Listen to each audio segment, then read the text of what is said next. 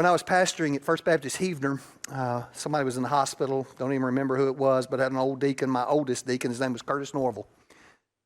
He said, Pastor, can I ride to the hospital with you? And we rode up there, and he began to tell me his life story as we rode. And Curtis had buried 2 wives. And I'm 30 years old. Now I'm listening to this guy, this old man talk about burying 2 wives. And I'm like, how in the world did you do that? How did you love 2 women and spend that lifetime with them and bury them both? And he looked across the car at me and he said, Pastor, living problems is harder than dying problems. And I had no earthly idea what he meant. I shook my head, yeah. I was too young to understand what he meant. It wouldn't be until several years later that my own wife would die. She was 42 years old. I was 44. She died of hypertrophic cardiomyopathy. It was Memorial Day 2005. And we'd been to Ted's to eat and came home. We had 3 little kids and we went out in the backyard. And we were playing together and she ran across the backyard and I turned around. She was laying on the ground.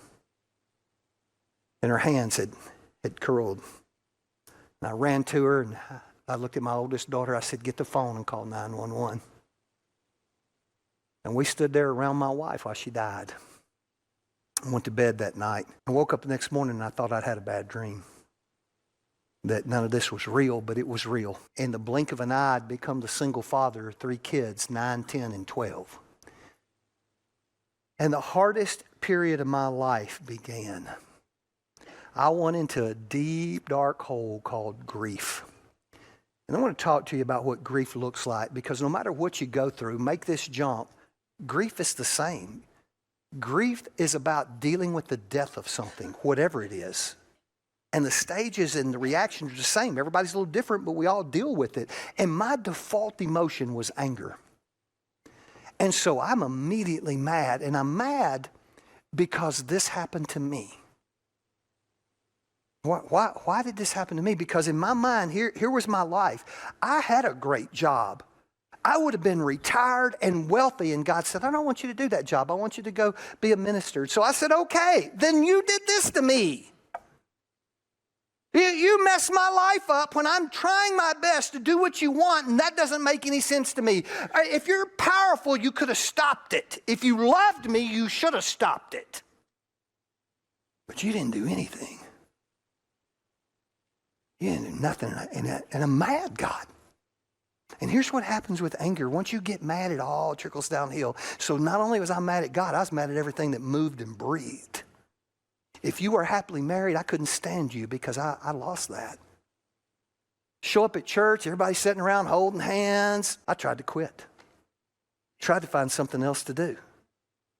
And God wouldn't let me. And not only did death look like anger, but death looked like panic. I realized that moment taught me that I absolutely control nothing.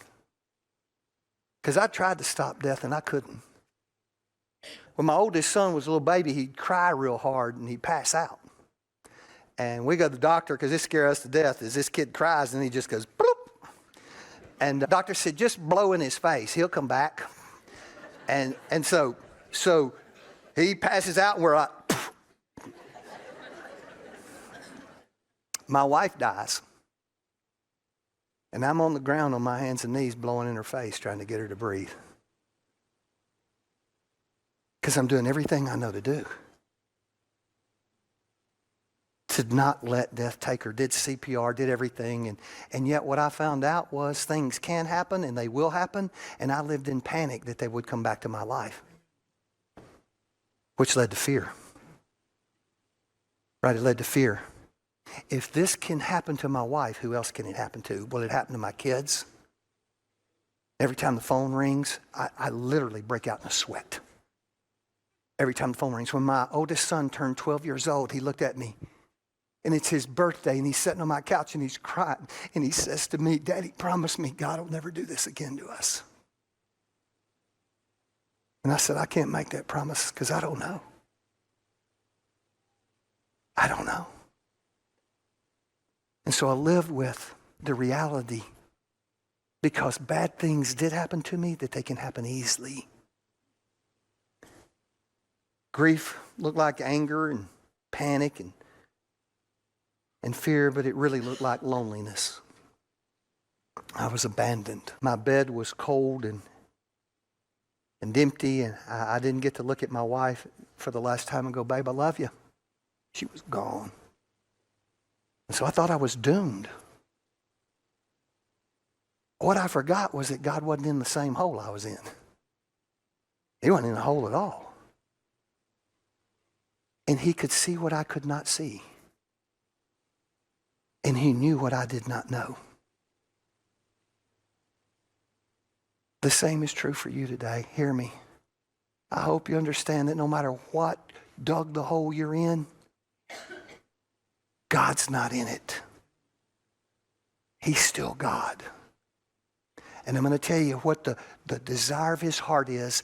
It's to restore to you what sin and Satan have taken from you. I went through all of this, and my daughter comes home and said, Dad, I found the girl you're going to marry. And I was like, you and everybody else I know. And she said, no, it's my Sunday school teacher. And I was like, babe, that ain't never going to happen. It did. But at the time, it was like, babe, that ain't never going to happen. I ain't dating nobody at this church and creating a big old mess. And she said, can I pray for it? I'm a pastor. I can't say no, right? No. You pray, and God did really good this service to this point. God gave me back everything I lost. Listen to me. He restored my soul. He restored. Joel 2:25 says, what the locusts have eaten, God will give back to you. He gave it back. And he wants to give it back to you. He wants to give it back to you. Give him time because he knows what you need. But listen, everybody gets the what. He knows what I need. He also knows the when. He knows when you need it.